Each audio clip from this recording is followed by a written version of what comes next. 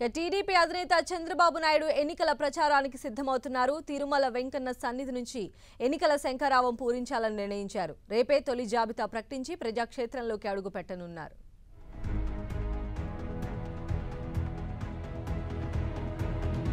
ఏపీలో మళ్లీ అధికార పీఠం దక్కించుకోవడమే లక్ష్యంగా తెలుగుదేశం పార్టీ అధ్యక్షుడు చంద్రబాబు ఎన్నికల ప్రచారానికి శ్రీకారం చుట్టనున్నారు. తిరుమల శ్రీవారి సన్నిధి నుంచి ఎన్నికల శంఖారావం పూరించాలని నిర్ణయించారు. ఈ నెల 16 నుంచి ప్రచారం ప్రారంభించనున్నారు. తొలి జాబితా విడుదల చేసి ప్రజాక్షేత్రంలోకి వెళ్లే విధంగా కార్యాచరణ సిద్ధం చేసుకున్నారు. సీఎంతో పాటు లోకేష్ కూడా రాష్ట్ర వ్యాప్త పర్యటనలకు ప్రణాళిక రూపొందించుకుంటున్నారు.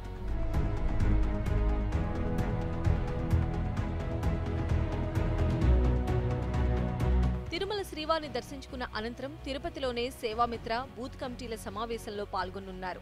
అదే రోజు సాయంత్రం శ్రీకాకుళం జిల్లాలో తొలి సభ నిర్వహించనున్నారు. 17న విజయనగరం, విశాఖ, ఉభయ గోదావరి జిల్లాల్లో ప్రచారం నిర్వహించనున్నారు. 18న నెల్లూరు, గుంటూరు, ప్రకాశం, కృష్ణా జిల్లాల్లో సభలు చేపట్టనున్నారు. 19న కర్నూలు, అనంతపూర్, కడప జిల్లాల్లో జరిగే సభల్లో పాల్గొనున్నారు.